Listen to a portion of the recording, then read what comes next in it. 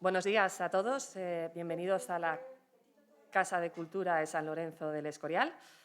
Gracias también a la Concejalía de Cultura por continuar apoyando nuestro proyecto y permitirnos actos como el presente. Hoy pues les proponemos un tema interesante, cuanto menos, y pues lo que queremos es aproximarnos a unas iglesias, un grupo de iglesias muy especiales que se encuentran en la comarca del Alto Gallego. La verdad es que yo no voy a entrar en materia, puesto que para ello tenemos a nuestra ponente, a Carmen Moreix Puche, a quien también agradezco que pues haya dedicado su sábado para hablarnos de estas iglesias. En relación a Carmen, citar que es licenciada en Historia del Arte por la Universidad Autónoma de Madrid, ha cursado un máster en Gestión del Patrimonio en la Universidad Complutense de Madrid y actualmente está realizando su tesis doctoral en la Complutense también. En el ámbito laboral ha impartido clases de arte sobre Edad Media en el programa de Magíster de la Universidad Andrés Bello en Santiago de Chile y ha trabajado como coordinadora de exposiciones temporales en el Museo Nacional del Prado. Desde 2017 es conservadora de museos, desarrollando esta labor en Patrimonio Nacional, el Museo Nacional del Centro de Arte Reina Sofía y actualmente en el Ministerio de Cultura y Deporte. Ha participado en diferentes congresos, tanto internacionales como nacionales, y entre sus publicaciones cabe destacar la evolución de los ámbitos funerarios de San Isidoro de León al Monasterio de las Huelgas. Sin más, Carmen, cuando quieras, muchas gracias.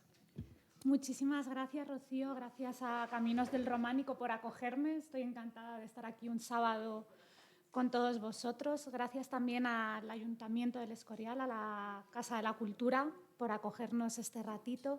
Y gracias también a todos los asistentes por venir. Creo que habéis venido muchísimos. Estoy muy contenta de tener tanta audiencia. Espero estar a la altura. Si os parece bien, vamos a hacer una ronda de preguntas al final, ¿vale? Por si os queda alguna duda o si queréis preguntarme cualquier cosa. En primer lugar, un poquito contaros por qué he elegido el tema. Como hemos dicho, las iglesias del Serrablo están en la comarca del Alto Gállego, en Huesca, y son un grupo de unas 15 edificaciones que a lo largo de las últimas décadas pues, han despertado unos debates muy encendidos sobre su datación, sobre su estilo, pero también muchísima curiosidad. Yo llegué a ellas por mera curiosidad y la verdad es que me sorprendió toda la amalgama de estilos que tienen, cómo en una zona tan concreta y tan concentrada hay esta cantidad de iglesias, todas con unas características muy similares y también con un cierto interrogante de por qué se construyeron, quién las construyó y un poco qué pintan en este territorio. Entonces, realmente es un grupo muy, muy curioso. Además, este grupo de 15, 12, dependiendo a qué autores nos remitamos y si englobamos a todas o las que tienen alguna nota discordante las sacamos del grupo, son bien de interés cultural desde 1982. Esto quiere decir que tienen un reconocimiento a su interés e importancia histórica, cultural y también una protección, aunque es verdad que la de San Pedro de Larrae ya era monumento de interés histórico nacional desde 1931, de hecho se restauró en los años 30. Pero además de todo esto, es también uno de los conjuntos más controvertidos que hay en la arquitectura medieval. Me diréis, ¿cómo esto es posible? Porque si nos ponemos a analizarlo fríamente, son un grupo de iglesias que a priori son todas pequeñas, de planta rectangular, con ábside semicircular, con un campanario, tenemos aquí que se ve también muy bien el campanario, muy esbelto, que están en una zona del Camino de Santiago que transcurre entre el Valle de Osao y el Alto Gállego, y a priori pues con esta descripción no parecen nada realmente del otro mundo, pero si a estas características como tan normales les añadimos una serie de elementos, sobre todo elementos decorativos o algunas soluciones constructivas, pues ya vamos a tener un poco la tormenta perfecta para que a lo largo de los años la historiografía las haya tratado desde distintos puntos de vista y abriendo debates muy grandes, sobre todo a partir de los años 70. ¿Por qué desde los años 70? Aunque lo veremos un poquito más adelante, es en torno al año 22 cuando se descubren este grupo de iglesias y ya en los años 30 Gómez Moreno las va a tratar, pero en un principio era bastante claro que las veían como mozárabes, pero a partir de ahí se va a decir de ellas que son románico-lombardas, o Esto es un poco la distribución de estas iglesias. San Miguel de Otal. Que son románico-lombardas, que si es una mezcla de arquitectura musulmana y carolingia, que si son visigodas, si son mozárabes, si son románicas de la segunda mitad del XII. Y aquí tenemos un poco esta serie de influencias o esta serie de etiquetas que se les han ido poniendo para que vayáis calentando el ojo y poder abrir después un poco ese melón de las filiaciones o las adscripciones estilísticas. Esta es el ábside de San Miguel de Otal, con su planta, como os decía, rectangular, con el campanario y ese ábside semicircular. Esto es San Miguel de la Escalada, quizás uno de los edificios más característicos con esa etiqueta de mozárabe, que después también pasaremos a hablar de qué es lo mozárabe y si hay algo mozárabe. Santa María Maggiore de Lomello, que es ese ejemplo característico también del románico lombardo, que es una de las primeras iglesias con esas características que marca el románico lombardo, con estas bandas o fajas tan características. Disculpa, ¿no se podría apagar un poquito alguna luz? Sí, ahora nos la apagan. Sí, puede ser.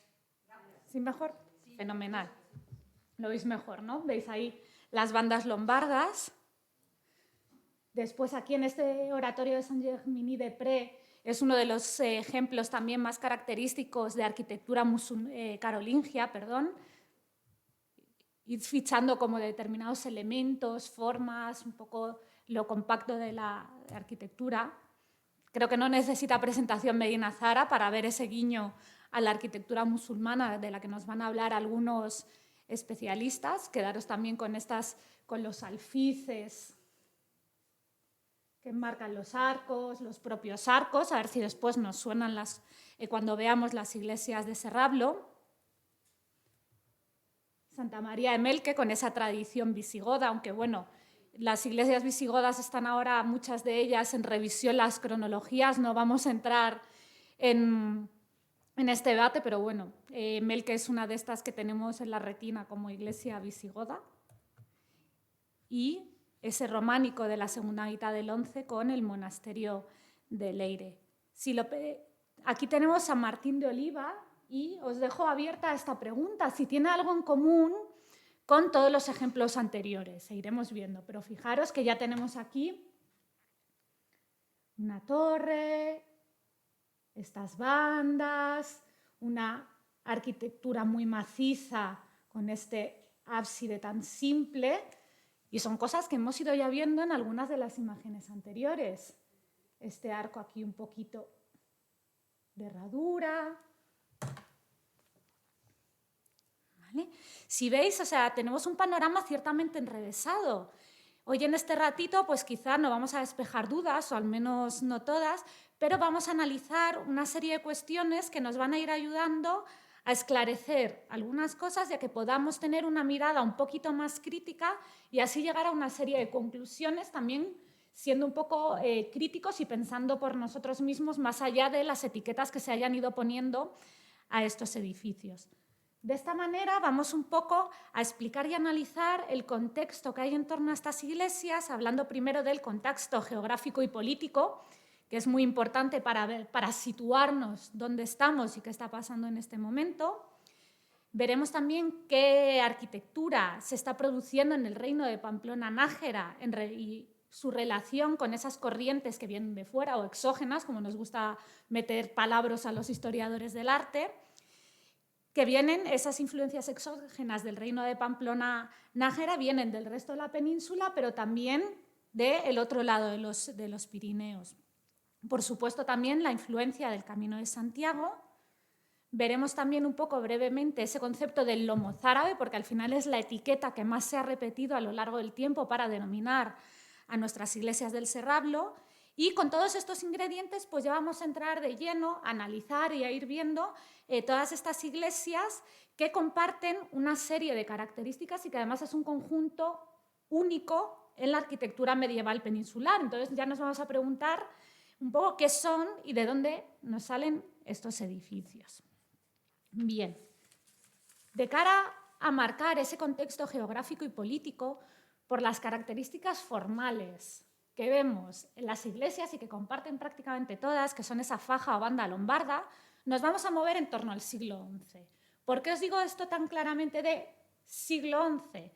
Porque esta característica, esos arquillos que hemos visto ya y que os he ido señalando, se datan en el románico lombardo en torno al año 1020, 1025, etc. ¿Por qué está como tan claro? Porque la iglesia que hemos visto, Santa María Maggiore de Lomelo, tiene una datación en torno a ese año 1020, 1025 y es una de las primeras iglesias de románico lombardo que está documentada como tal.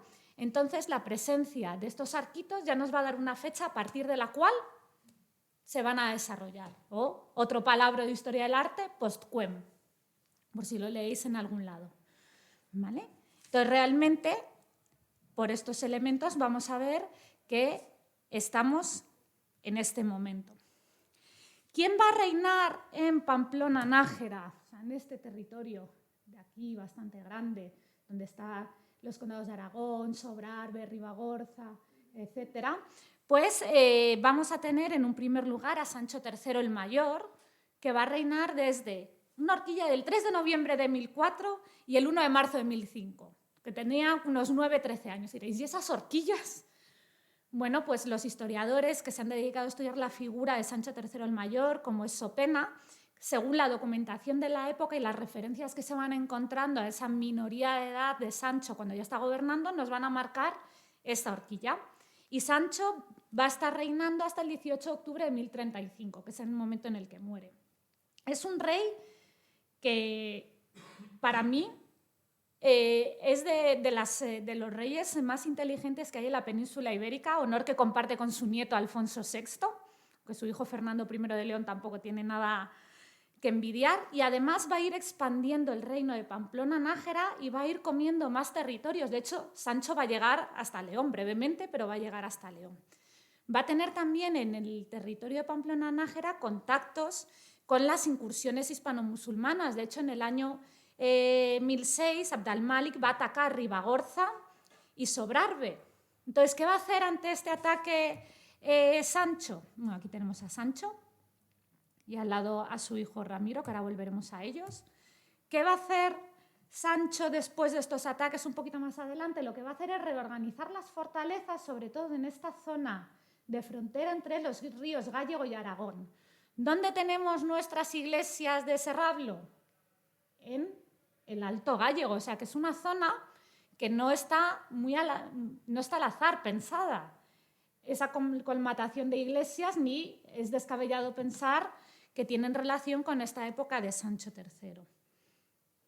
¿Qué más nos pasa con Sancho? Que os lo dejo aquí con su lauda sepulcral, que va a tener contacto además con Castilla por su matrimonio con Muniadona, que va a ser la madre de Fernando I, con Cataluña, de la mano del conde Berenguer y del abad de Oliva de Vic, que sobre todo el abad Oliva de Vic va a abrir una vía importantísima a los contactos, sobre todo con Italia, y que veremos un poquito más adelante. Va a tener también contacto con Gascuña, sobre todo con el conde Sancho Guillermo de Basconia, el conde de Gascuña, y va a abrir esa vía de comunicación y de camino con Cluny, con el abato Vigilón. ¿Esto por qué es importante? Porque van a ir viniendo influencias de todos estos territorios y sobre todo esa apertura a Cluny es lo que va a desembocar después en el Reino de León, en esa revolución, en todo ese cambio del románico peninsular. Entonces veis que todo esto lo estamos poniendo sobre la mesa porque va a tener cierta incidencia en la manera que se tiene de producir objetos artísticos y de hacer arquitectura. Todo esto se van cogiendo cositas de uno y otro lado. De hecho, con todo esto en mente, muchísimos historiadores han ido hablando de esa virtud o esa visión o ese espíritu europeísta que tenía Sancho III, precisamente por todos esos contactos que va haciendo en la Europa cercana, por decirlo de alguna manera. Aquí tenemos, un poquito nos va a ilustrar esos arcos lombardos que os decían, de esas fajas lombardas que os decía antes, o bandas, las veis aquí y aquí un poco más marcadas. Esta es la rede que se restauró en los años 30, veis que se nota muchísimo la restauración, está como muy nueva en comparación con lo que algunas de las iglesias que veremos después. Diréis, ostras, antes hemos visto esas fajas en una iglesia lombarda y ahora las estamos viendo en una iglesia del Valle de Boí, en Cataluña, pero también en una de las iglesias del Serrablo. Irle dando vueltas a esto, pero ya os he dado una de las primeras pistas, ¿vale? Y junto con Sancho III, el otro rey que vamos a tener de referencia es Ramiro I. Ramiro I fue hijo de Sancho el Mayor y va a ser el primer rey de Aragón. De hecho, con esa parte de los condados aragoneses que hereda de su padre y después anexiona Sobrarbe y Ribagorza, eso va a ser el germen, desde donde se va a expandir más adelante el reino de Aragón tal y como lo conocemos después. ¿Por qué Ramiro I no es rey de Pamplona-Nájera y lo es de Aragón? Porque Sancho hace una cosa que es que a su muerte en el año 1035 va a dividir su reino entre sus hijos y eso va a dar lugar además a luchas un poco intestinas, fratricidas para ir ganando territorio. Es una cosa que después no es tan rara. Lo hará Fernando I en León cuando se muere y reparte también su reino entre sus hijos. Y ahí vamos a volver a tener un momento de peleas entre hermanos para ir anexionando territorios. De hecho, pues Ramiro I se va a enfrentar con García III de Pamplona y va a ser un momento bastante turbulento. Y en esos primeros años pues las manifestaciones artísticas no van a ir muy de la mano de ese patrocinio regio. ¿Por qué saco a colación a Ramiro I? Porque muchos de los historiadores del arte van a señalar que las iglesias del Serrablo son de época de Ramiro I. Y veremos ahí algunas. Es verdad que podría ser, y ahora iremos viendo, ¿vale? Y Ramiro I va a gobernar hasta el año 1063, donde muere en la batalla de Graus contra Sancho de Castilla. ¿Vale? Hasta aquí un poquito este contexto geográfico y político. ¿Cómo es el contexto artístico o arquitectónico? Y vamos a dar unas pequeñas pinceladas sobre todo de lo que nos ocupa del reino de Pamplona-Nájera y vamos a ir viendo, con lo que hemos ido guardando, de si se parece o no se parece a esas estructuras carolingias, lombardas, islámicas, etc. Hay que pensar la importancia de Sancho III, no solo por el importantísimo capítulo que abre en la historia peninsular a nivel político, sino también desde un punto de vista histórico y cultural, precisamente por esas relaciones que va a tener a nivel europeo. De hecho, no solo por las relaciones, las propias crónicas de la época le van a exaltar como protector de monasterios y como introductor de la reforma de instituciones religiosas. Y esto es importantísimo porque las reformas religiosas no solo van a ir cambiando la organización de monasterios, incluso a posteriori del rito, sino que todos esos cambios se van a cristalizar físicamente en la manera de despiezar o de organizar el espacio de las iglesias, ¿vale? Dentro de esa idea de protector de monasterios, las propias fuentes van a referirse a la reforma del aseo de Pamplona, del monasterio de San Juan de la Peña, de San Salvador de Leire. Entonces veis que realmente estamos mencionando aquí grandes hitos de la arquitectura románica del norte de España. Y además hay que pensarlo también con esa visión europeísta o europeizadora que os comentaba antes y que se va a reflejar con esa, sobre todo, con dos puntales. Esa relación con Odilon de Cluny, que va a hacer que venga toda esa influencia más franca, más de la zona francesa, y con el abad Oliva, que fue obispo de Vic entre el año 1018 y 1046. ¿Qué va a traer el abad Oliva? Pues realmente influencias sobre todo lombardas. ¿Por qué? Sobre todo lombardas. ¿Pero por qué? Porque el abad Oliva viaja a Roma, viaja a Lombardía, viaja a Narbona, pero sobre todo de lo que conoce cuando en sus viajes a la zona lombarda se va a traer cuadrillas de constructores que se va a llevar a la zona de Ripoll, Vic y demás y van a empezar a construir con ese lenguaje lombardo. Y desde ahí, por eso lo veíamos en Boí, Cataluña, esa introducción de la arquitectura lombarda, porque nos va a llegar a través del Abad Oliba y de ahí va a ir permeando hacia el resto de la península. Otra cosa, además, dentro de estas dos influencias, ya tenemos dos de las influencias que algunos de los autores han ido adscribiendo y poniendo la etiqueta a las iglesias. El profesor Olaguer Feliu, que es uno de los grandes estudiosos del románico peninsular, va a decir que, además de esto, junto con todo el peso de la arquitectura tradicional de la zona, se va a sumar o se va a incorporar las influencias islámicas. ¿Por qué? Por la proximidad por la taifa de Zaragoza. Esto dice Olaguer. Pero si os dais cuenta, aquí ya tenemos esa influencia francesa, esa influencia lombarda y esa influencia islámica, que son tres de los ingredientes que los autores han ido viendo en nuestras iglesias del Serrablo. Este sincretismo lo podemos ver muy bien en algunas de las grandes construcciones de época de Sancho III, como es la cripta en San Salvador de Leire, que veis estos arcos así más esbeltos, estos que tienen cierta tendencia a la herradura y la organización del propio espacio. El loarre, sobre todo a nivel interior a la organización de este ábside, pero sobre todo nos interesa en la parte exterior, con esta organización de la estructura que nos va a recordar muchísimo a las iglesias de Serrablo, con los arquitos y el propio ritmo que va marcando la arquitectura. San Millán. Veis aquí también otra vez nuestros arcos, la forma de organizar el espacio interior. Aquí tenemos que tener en cuenta que San Millán de Suso no es que se construya en época de Sancho III, es mucho anterior. ¿Qué pasa? Que en 2002 Almanzor arrasa con San Millán. Entonces Sancho III lo que hace en su época es reconstruir Suso, ¿vale? No es que se le ocurra a él plantar ahí el monasterio. Vamos a tener también San Miguel de Aralar. Fijaros otra vez en este tipo de arquitecturas que vamos viendo muchísimo. ¿Os acordáis de eso que cuando vimos el ejemplo carolingio, ¿no? La manera de construir con estos bloques más mazacotes, unas iglesias muy compactas, con la torrecilla. San Juan de la Peña. Es uno de los grandes hitos y de las obras principales en época de Sancho III.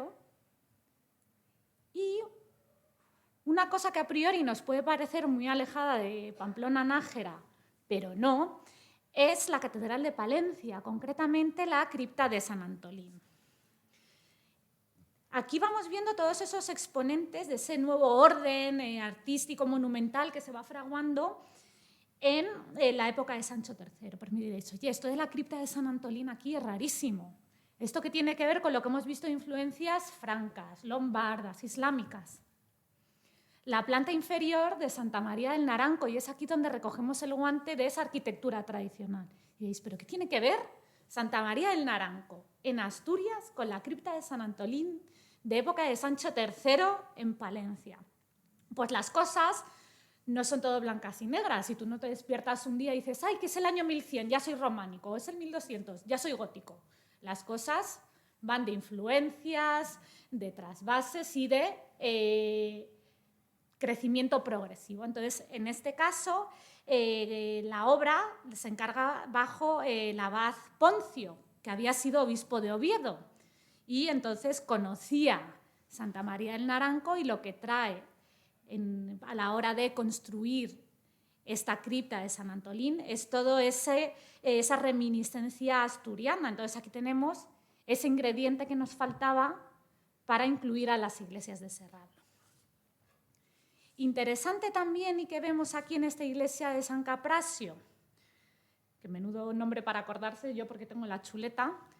Tenemos aquí esas bandas lombardas, pero una característica fundamental que viene de esa arquitectura lombarda que entra a través de la Abazoliva. Si os fijáis, y fijaros después cuando veamos el resto de iglesias, no solo este ritmo, o incluso estas iglesias, o sea, estas ventanitas aquí geminadas, con ese arquito, que esto ya nos está diciendo, haciendo una serie de guiños, sino fijaros también los sillares que tenemos. Son sillares muy, muy pequeñitos realmente, o sea, son unos sillares pequeños, muy bien trabajados, y todo eso viene precisamente de esa llegada de cuadrillas de arquitectos o de artesanos lombardos que van llegando desde Italia hacia la zona de los condados catalanes y de ahí van permeando al resto de la península. Junto con las construcciones de época de Sancho III, tenemos que destacar también, por supuesto, porque al ojo hay que entrenarlo y hay que ir viendo muchas cosas, a ver qué nos suena y dónde se nos encaja qué, la arquitectura en época de Ramiro I. Y aquí tenemos San Juan Bautista de Pano. ¿Qué tenemos otra vez? Es una construcción un poco más pobretona, pero tenemos estos sillares más pequeñitos, son un poco más grandes, más burdos, pero tenemos estos arquillos, aquí sin terminar, también esas bandas lombardas, estos arquitos aquí pequeñitos, pero no tenemos torre. Y veis que aquí es como un techo curioso, ¿no? Que quedaros con él. Y aquí se ve, tenéis una vista mejor y tiene 3 ábsides, es una iglesia pequeñita, planta rectangular, que nos recuerda también un poco a esas plantas rectangulares de la época anterior. Pero quedaros, porfa, con este tipo de techo, ¿vale? Con esa techumbre. Aquí tenemos esta otra iglesia, también de época de Ramiro I, preciosa. Yo no sé si os recuerda, es tan moderna, tan moderna, que recuerda a la iglesia de Notre Dame de Le Corbusier. Después googleadlo y decidme si os parece o no se os parece. ¿Y por qué nos llega esto? Porque en época de Ramiro I lo que se nos va a abrir es una influencia más hacia tierras francas, más allá de las influencias de la Gascuña que se abren con su padre. Entonces esto tiene más similitudes con elementos normandos y un poco más hacia los Países Bajos. Y, importante, interesante, de época de Ramiro I van a ser también algunas de las pinturas murales que nos quedan de estas iglesias del Serrablo, como es esta pintura mural de Santa Eulalia de Susín. Está en el Museo de Jaca y lo que tenemos in situ son estos restos de pintura en los muros o paramentos, ¿vale? Muchos autores hablan de que se les parecen, marcan paralelos con Taúl. Y hay autores como Galtier que dicen que son de época de Ramiro I, pero son arcaizantes. Entonces, si son de época de Taúl, nos está retrasando la cronología. A mí personalmente se me parecen mucho más a las pinturas de San Isidoro de León que a las de Taúl. No sé a vosotros, pero tiene como ese pozo. Y llegamos a seguir sumando piezas del puzzle, que va a ser el Camino de Santiago. ¿Y por qué traigo a colación el Camino de Santiago? Ya hemos dicho al principio que este grupo de iglesias están en un tramo del camino, pero además es que Sancho III va a tener una influencia grandísima en el camino. ¿Por qué? Porque va a ser uno de los agentes que acota y define el camino. De hecho, la propia historia silense va a relatar cómo Sancho realiza remodelaciones que van a afectar con carácter definitivo al trazado del camino. ¿Por qué? Porque va a hacer que abandone su paso por Álava para aumentar el recorrido a través de los territorios de Pamplona-Nájera, Santo Domingo de la Calzada, Nájera, Estella, Logroño. La historia silense dice que es para evitar a los sarracenos, pero no nos equivoquemos, Sancho III es un gran estratega, es un gran político y es muy listo, igual que lo va a ser Alfonso VI. Y Sancho ve el camino de una manera política.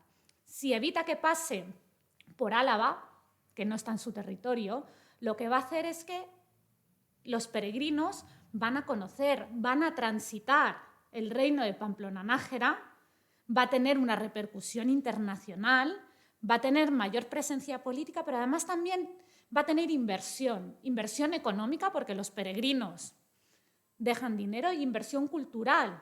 ¿Por qué? Porque el Camino de Santiago no deja de ser un camino donde tradicionalmente se dan intercambios culturales, sociales, es un eje transmisor de la cultura, y donde es la vía de llegada de innovaciones artísticas, novedades, intercambio de soluciones arquitectónicas y artísticas. Entonces, Sancho lo está poniendo sobre la palestra y está haciendo que su zona, su reino, tenga un peso dentro del camino. Entonces, ¿qué hace? Pues ve una cierta necesidad de dotarlo de puentes, albergues, hospitales, una labor que más tarde recuperará su nieto, que también tiene una visión bastante clara como Sancho. Un ejemplo de estas construcciones, aunque su datación es bastante controvertida, es el puente de la Reina.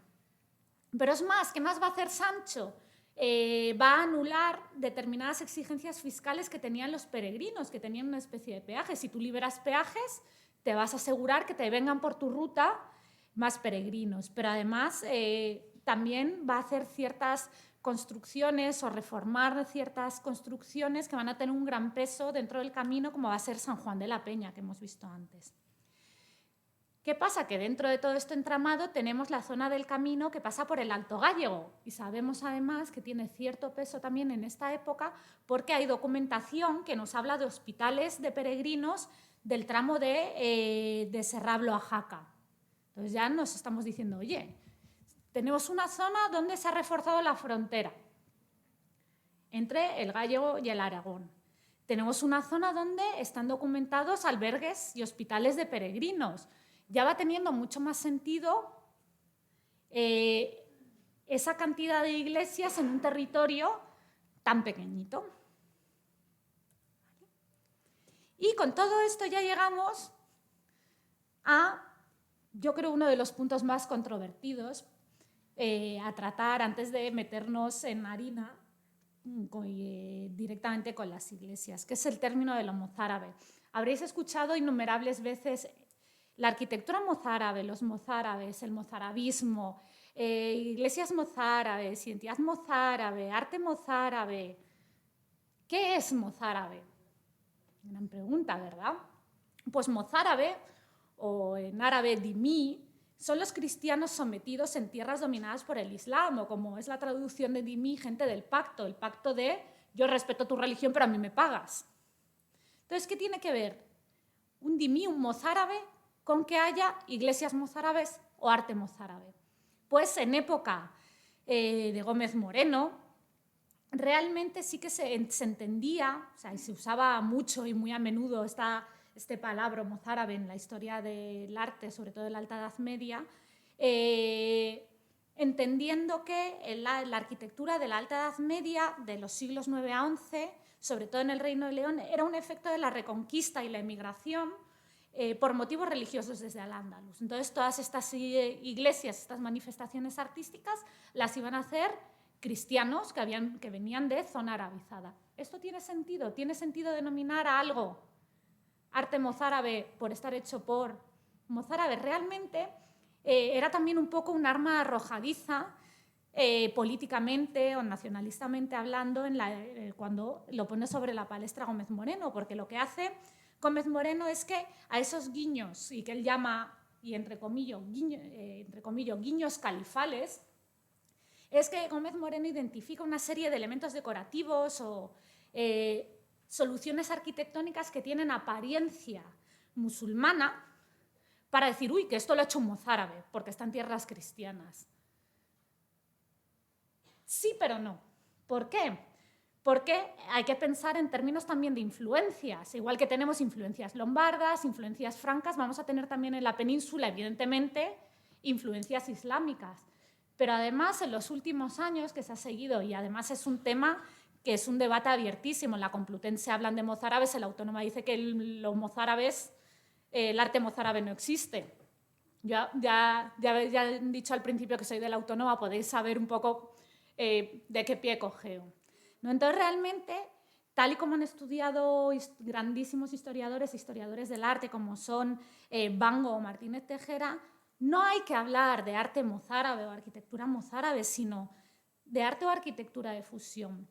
¿Por qué? Porque los artífices no solo van a ser cristianos, pueden ser musulmanes que estén en territorio cristiano o cristianos que hayan pasado de camino por Al-Ándalus, hayan cogido influencias o que hayan llegado influencias a través de regalos, de botines de guerra, que no es nada descabellado y es precisamente también cómo van llegando las influencias, a través de arquetas, a través de noticias, a través de tejidos, a través de artes suntuarias, de incensarios, redomas. Todo eso son elementos que están llegando desde Al-Ándalus a los reinos cristianos y que está de una manera tan tangible esa estética islámica. Entonces, realmente no podemos decir que son cristianos los que están construyendo con ese léxico islámico única y exclusivamente, o que esos cristianos que están construyendo y haciendo objetos con léxico pues, a la manera y con estética islámica vengan de esos territorios. Es que no es algo que podamos dejar cerrado. De hecho, en sus estudios Bango o Martínez de Tejera tienen muy claro que los dimíes o los dimís casi no abordaron construcciones ex novo de espacios religiosos. Lo que van a hacer es participar en esas construcciones, aportar algunas cuestiones estéticas, pero lo han estudiado mucho y no lo terminan de ver claro. Entonces aquí veis que ya tenemos un pequeño problema y es que denominar o poner la etiqueta de mozárabe a una iglesia es un poco complicado, porque además no tenemos una serie de rasgos estilísticos que sean sota, caballo y rey para denominarlo mozárabe como tal. Yo no sé si os habré convencido, después si queréis lo discutimos en el turno de preguntas. Y con todo esto, con todos estos ingredientes, ya llegamos a nuestras iglesias de Serrablo, que pueden ser todo lo que enunciaban las corrientes que hablamos al principio, pero también pueden ser otra cosa. Ahora veremos. ¿Dónde arranca todo? Ya os lo he ido dejando caer. Pues en el año 1922, cuando Sánchez Ventura, acompañado por un fotógrafo que se llama Gil Marraco, van a descubrir este grupo de iglesias, y aquí tenéis las fotos de la época, están un poco asilvestradas, y después de descubrirlas, fotografiarlas y demás, pues 11 años después van a publicar un estudio en el que dicen que parecen un mozárabe malentendido. Yo aquí ya con estas etiquetas me empiezo a perder. Un mozárabe malentendido. Entonces, la etiqueta de mozárabe, si mozárabe es una arquitectura construida por un cristiano en tierra islámica, ¿cómo puede ser un estilo mozárabe malentendido? ¿Veis que la cosa se empieza a enrevesar bastante? ¿Por qué decían esto? Por la presencia de arcos de herradura. Aquí se ve uno de estos arquillos en esta portada. Y por el enmarcado de las ventanas y las puertas. Ese enmarcado que hemos visto, que os lo he señalado antes en Medina Zara, se llama alfiz, ¿vale? Que es un rectangulito que nos va a enmarcar ventanas, puertas. Es decorativo, es muy bonito y marca una moda. ¿Qué tenemos después? Porque toda esta literatura y estos estudios van siguiendo, pues en la Segunda República se restaura San Pedro de Larrade, que es uno de los ejemplos más representativos del grupo. Es el que tiene la torre más esbelta, la planta perfecta, con su ábside único semicircular, todo muy de manual, con los alfices, las ventanitas con su arco. ¿No tienes un mapa geográfico para ver por dónde son? Sí, espera, que vuelvo aquí atrás.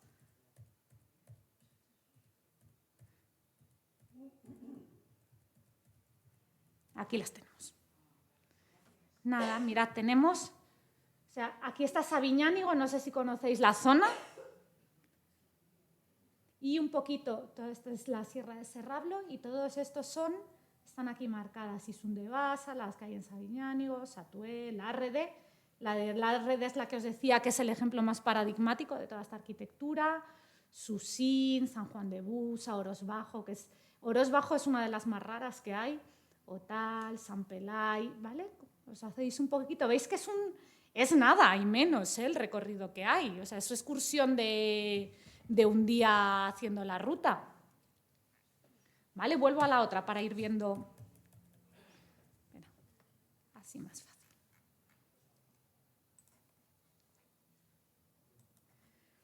¿Vale? Pues en el 34, veis que ya han pasado también unos años, Gómez Moreno las estudia y piensa que dice que pueden ser de arquitectos andaluces de finales del siglo XI con condicionantes mozárabes y lombardos. Esto ya es como rizar el rizo todavía más, o sea, artífices andaluces. Y es bueno, pues es que en esta época del XI andaluces no eran, vendrían de alguno de los reinos de taifas, de alguno, y que en algunos de ellos tienen influencias y estilos con sus cositas que los van diferenciando, pero además condicionantes mozárabes.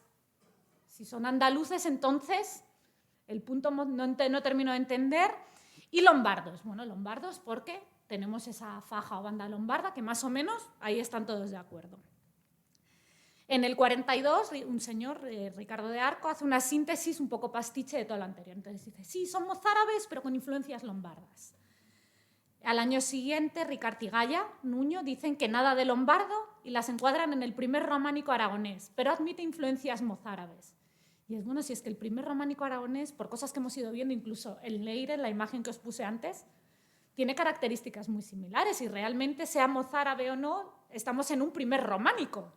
Entonces, realmente, veis que las etiquetas son raras.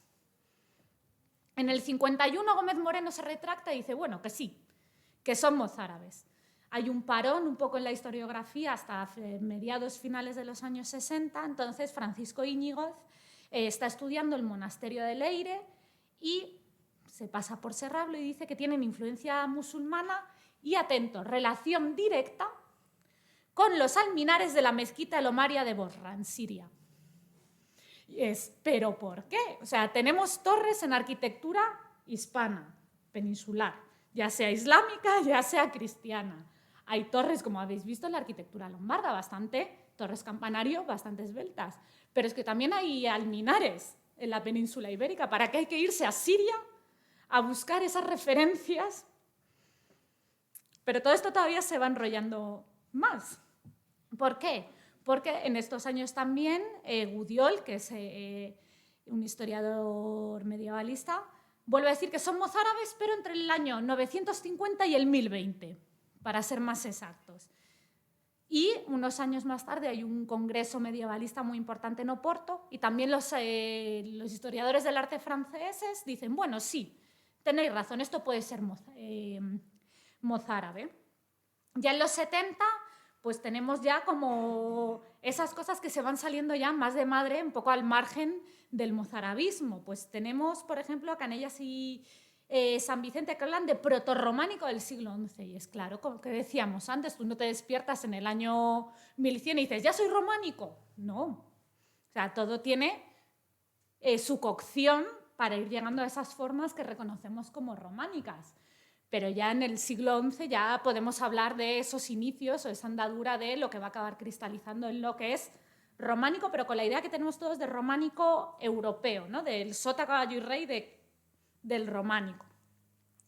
Después, en esos mismos años, Almetz, que es otro estudioso, es el que va a decir que es una mezcla musulmana y carolingia. Yo, sinceramente, la influencia musulmana sigo sin terminar de verla claramente, salvo por estos arquillos que pueden ser también visigodos y el uso de los alfices que enmarcan las ventanas y las puertas, que eso indudablemente sí que viene de esa estética hispano-musulmana o islámica.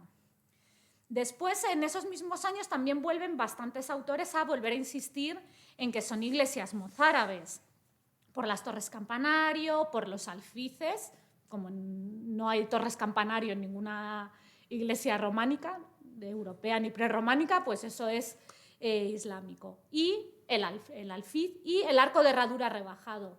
Entonces, si nos ponemos a pensar, aunque sea un poco lo que hemos estudiado en el cole o todo lo que se entiende, el arco de herradura rebajado no lo tenemos antes de que lleguen los musulmanes a la península, en lo que se denomina arquitectura visigoda, aunque ahora os recuerdo que está todo en un momento de replanteamiento cronológico de muchas de estas iglesias que se denominan visigodas. Aquí ya empezamos otra vez también a hacer aguas con las etiquetas que se ponen. En los 80 hay una corriente que dice que es románico lombardo, pero de la segunda mitad del XI. Dices, bueno, vale, las fajas lombardas, perfecto. Ya a finales de los 90 se vuelve a esa idea de mozárabe y visigodo, pero hay uno que me encanta, que es Cobreros, que tiene un libro que se llama Itinerarios románicos del Alto Aragón, que las define como mozárabes y alpinistas. ¿Qué es eso de arte alpinista? Yo entiendo que se está haciendo referencia a un tipo de construcciones rurales, de zonas rurales, que en este caso los vamos a tener geográficamente en una zona montañosa, y por eso le pone la etiqueta de alpinista. Pero ¿veis qué? O sea, llevamos un recorrido de 50 a 60 años donde lo que va ganando es esa etiqueta mozárabe sin terminar de aterrizar. Y ahora veremos por qué. Y después con ideas felices y con algunas etiquetas de lo más reviradas. Ya después, en los 90, otra vez tiene el mozarabismo con Adolfo Castán, entre otros, o con García Guates, muy marcado esa idea del mozarabismo, pero también llega esa teoría del románico lombardo otra vez, con cierta lógica, y ya hay otro parón hasta inicios de los años 2000, que Aremendia, en el cuarto tomo del Románico de Aragón, las va a catalogar como románicas de la segunda mitad del XI. Y ni tan mal, ahora veremos un poquito dónde nos movemos, ¿vale? Y desde el 2002 hasta hoy lo que ha habido es alguna recopilación de historiografía, de estado de la cuestión, pero no hay estudios en profundidad de este grupo de iglesias. ¿Cuál es el problema que yo veo aquí? Que siempre se ha visto de una manera sesgada, estudiándolo de esos primeros indicios que se dijo en los años 20 de mozarabismo, que se ha ido manteniendo y tiene un análisis sesgado. ¿Por qué? Porque es un análisis desde la teoría de los estilos, donde se van analizando esas características que son de un estilo u otro para decir, tiene alfiz, es islámico, tiene un arco de herradura, es no sé qué, pero no se está viendo con una visión general, no se han hecho excavaciones arqueológicas que nos permitan comprender un poco si las iglesias que no tienen torres porque se ha perdido realmente no la tuvieron, si tienen un contexto funerario alrededor, como tienen muchas de las iglesias rurales en la zona de Galicia, que son también de esta época de finales del X y que se alargan a lo largo del siglo XI y que articulan espacios. Y no se ha visto tampoco encajándolo bien en esta realidad histórica que se vive en época de Sancho III, con esas relaciones documentadas que se tienen con territorios de más allá de los Pirineos, donde vemos que van a llegar una serie de influencias y van sumando y se van alimentando al pozo que hay en esa zona durante un momento, se van dando de comer para al final ir juntando todas estas influencias y crear cosas nuevas. Entonces, sí, lo veremos aquí en algunas de estas. Bueno, estas un poquito menos, pero vemos un poco esa influencia lombarda, la influencia franca con estos interiores, la influencia islámica con los alfices y los arcos, la de los arcos también con la tradición. ¿Vale? Paso aquí hacia atrás y vamos a entrar ya de lleno en estas iglesias que siguen una ruta de norte a sur. ¿Vale? Realmente lo que vamos a resaltar son todas esas similitudes, porque son iglesias que realmente no son tan diferentes las unas de las otras, salvo en casos muy, muy contados. Como os decía antes, prácticamente o todas son de planta rectangular, algunas son de nave única, otras tienen 3 naves, casi todas tienen una torre campanario y prácticamente todas tienen un único ábside semicircular. Hay algunas que tienen 3. ¿Vale? Aquí ya vemos esta construcción con los sillares pequeñitos. ¿Veis? El alfiz aquí poquito marcado y nuestros arquillos de herradura en la torre. Aquí tenemos San Pelai, que veis que la pobre está hecha trizas, pero aquí vemos muy bien ese ábside semicircular con las columnitas, los arranques de la bóveda y nuestra amiga ya la banda lombarda y veis los sillares pequeñitos, bien trabajados y con la disposición que es muy similar. Entonces, en este caso, Sant Pelai tiene 3 ábsides. ¿Cuál es mi teoría? Que gran parte de estas construcciones son de época de Sancho III, que son las más simples, con el único ábside, y las que no tienen torre o tienen 3 ábsides ya serán de época de Ramiro I, porque ya en época de Ramiro I sí que tenemos ejemplos de iglesias de 3 ábsides, sin torres y demás, y son las que difieren del grueso del grupo, que tiene mucha más unidad física y estilística. Aquí tenemos San Miguel de Otal. Vamos a ver aquí.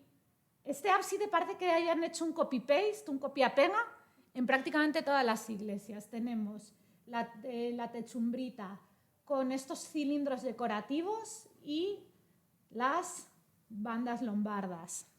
¿Y este interior a qué os recuerda? Es un poco parecido a la cripta de San Antolín. Entonces aquí vamos sumando también influjos. Santa Eulalia, a mí una cosa que también me ha llamado mucho la atención es que muchas de estas iglesias tienen la advocación a Santa Eulalia y a San Miguel.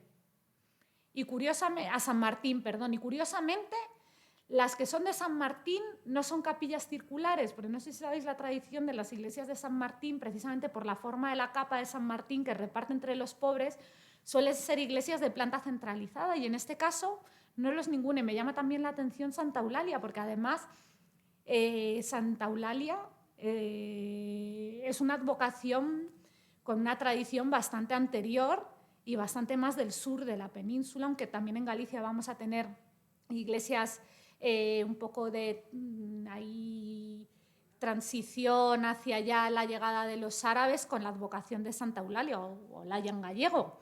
Entonces es como curioso, ¿no?, de cómo de repente tenemos en esta zona norte varias iglesias advocadas a Santa Eulalia.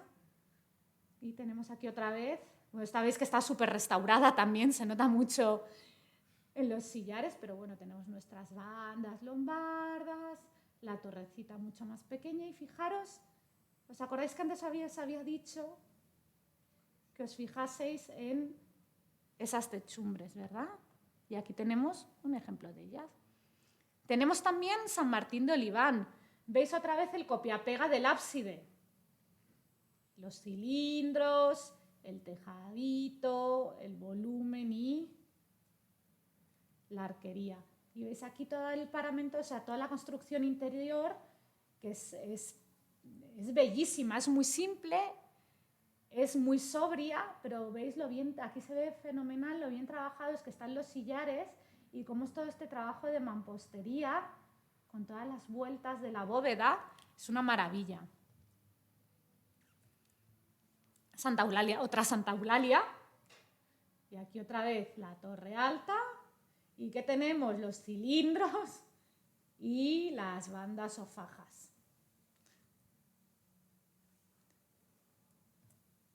San Juan de Busa, para mí esta es de las más raras y me crea muchísimos interrogantes. Aquí lo veremos en la última diapositiva de todos.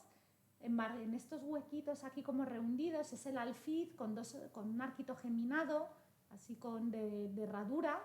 Está también este alfiz un poco tosco enmarcando la puerta. Tenemos aquí otra vez los cilindros y las bandas, pero esta no tiene torre, ni hay restos de la torre. Es verdad que estaba bastante mal de estado de conservación, entró en la lista roja de Hispania Nostra, se restauró hace relativamente poco, pero vamos a volver atrás para que veáis a qué se parece.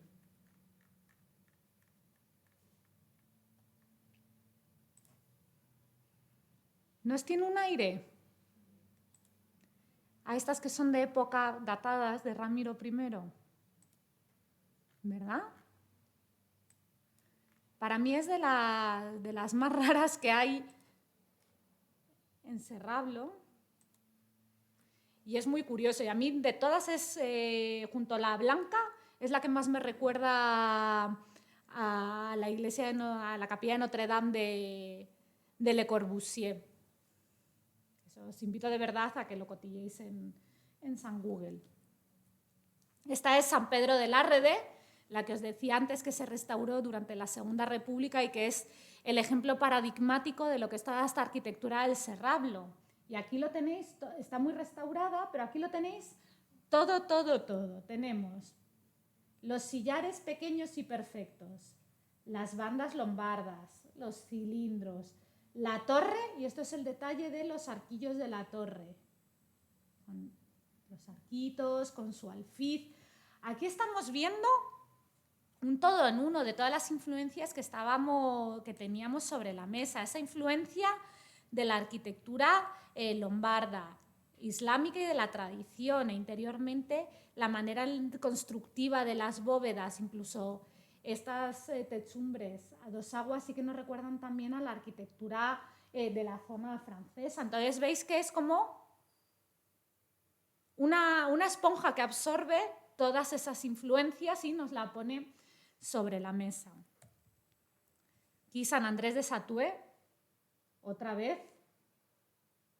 Pero veis que es un copia-pega, ¿eh? El ábside en todas.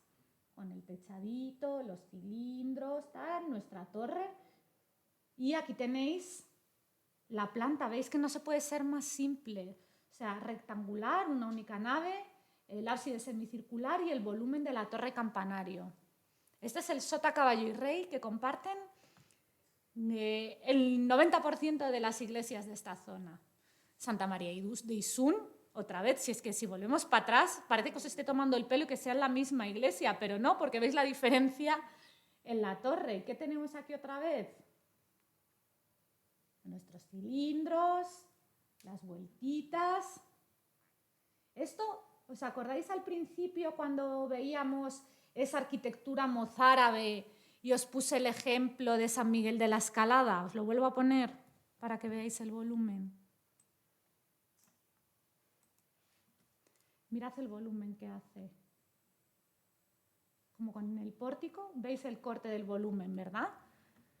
¿Os habéis ido fijando en las fotos que he ido poniendo desde fuera de nuestras iglesias cuál es el corte?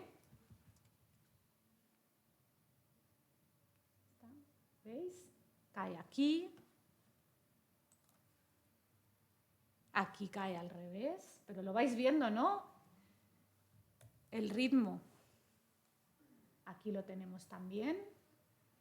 Aquí menos, porque es que es como la quilla de un barco. Aquí tenemos otra vez ese volumen asimétrico, aquí menos y aquí todavía más marcado. Yo creo que esta es una de las cuestiones, más allá de los arquillos, que llevaban a Gómez Moreno y compañía a hablar de la arquitectura mozárabe, porque si lo veis tiene un perfil muy similar al perfil de San Miguel de la Escalada.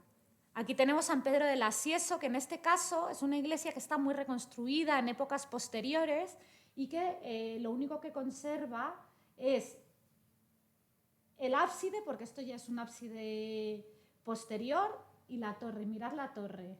Otra vez los arquitos geminados y en este caso, miradlos aquí cómo están.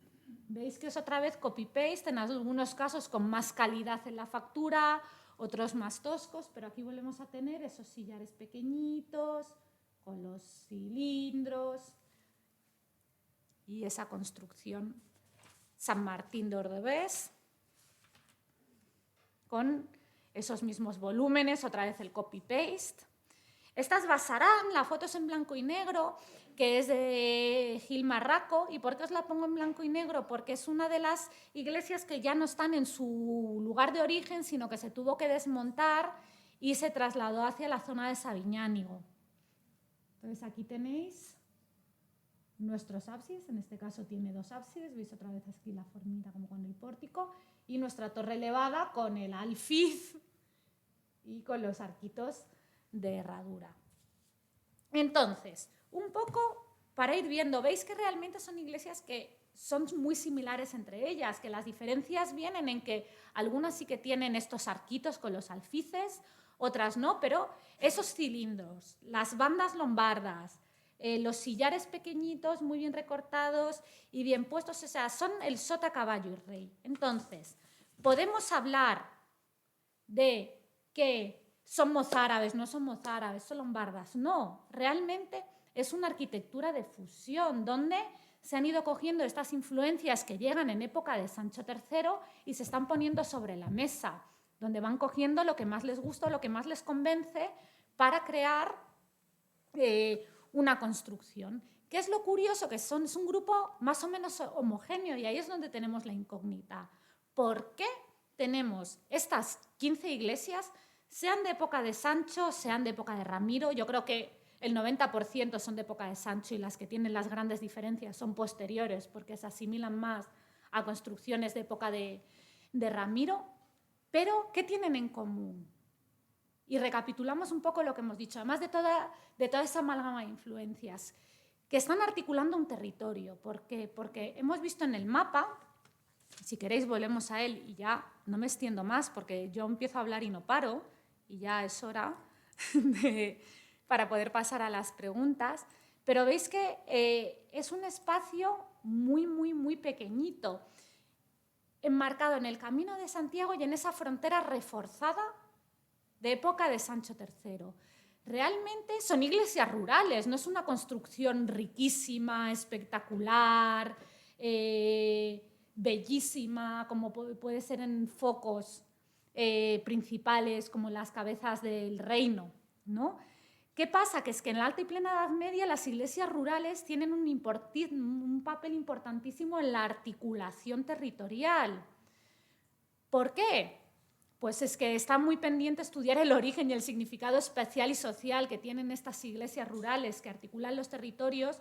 Necesita un enfoque interdisciplinar, pero lo que se ha ido estudiando desde un punto de documentación y desde un punto de vista muy ligado con la arqueología del territorio y de ir viendo un poco la situación de estas construcciones, cómo se relacionan entre sí geográfica y visualmente y con otros territorios, es que entre los siglos IX y X va a haber una expansión y consolidación de estas iglesias rurales y entre los siglos XI y XII, y en algunos territorios nos vamos ya al XIII, va a cristalizar toda una red de iglesias rurales o parroquiales que se van a ver como un marco de control. ¿Por qué un marco de control del poder? Porque es que durante los siglos plenomedievales la Iglesia va a ampliar, perfeccionar y consolidar a través de las distintas parroquias una red, permitidme decirlo de esta manera, feudal. Entonces va a ir articulando el poder en torno a estas iglesias con el territorio que va a tener controlado esos pequeños núcleos poblacionales. Y esto se ve muy bien sobre todo en Galicia, y en Galicia sí que está muy bien estudiado, sobre todo a partir entre los siglos X y XI, ya sobre todo a partir del XII. Entonces yo creo que un poco estas iglesias lo que nos van a hacer es articular el territorio de una manera importante, no tanto ligado con la monarquía, aunque sí bebe de esa red de influencias de todos los estilos que vienen o entran a través de las relaciones que establece Sancho III, pero yo creo que están más relacionadas con esa idea de las iglesias rurales y de cómo juega y cómo se articula la iglesia territorialmente para ir ganando poder y controlando territorios. Yo creo que aquí lo podemos dejar. Muchísimas gracias por vuestra atención y si os parece, pues si tenéis alguna duda, un pequeño turno de preguntas.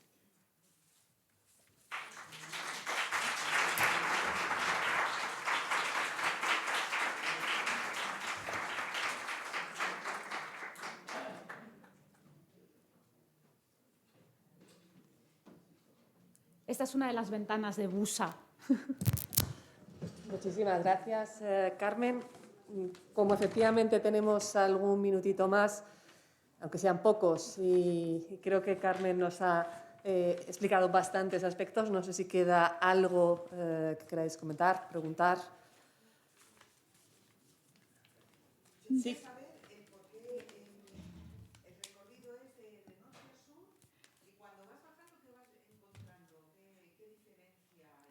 Muy poca, ninguna. Lo he hecho de norte a sur por organizarlo de alguna manera y porque al final el camino geográficamente te viene de norte a sur.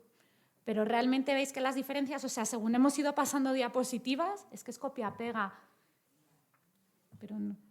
Era también una manera de organizarlo y yo creo que más ordenadito.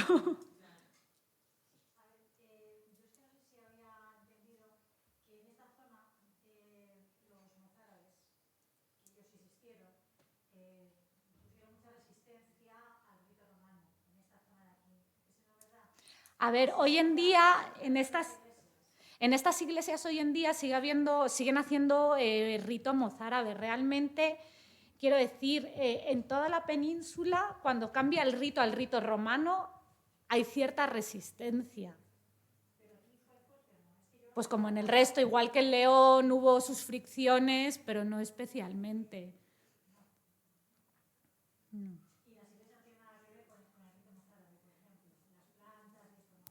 Es que le llamamos rito mozárabe porque se le llama también equivocadamente rito mozárabe, pero realmente es el rito que hay en la península antes de que llegue la Reforma romana.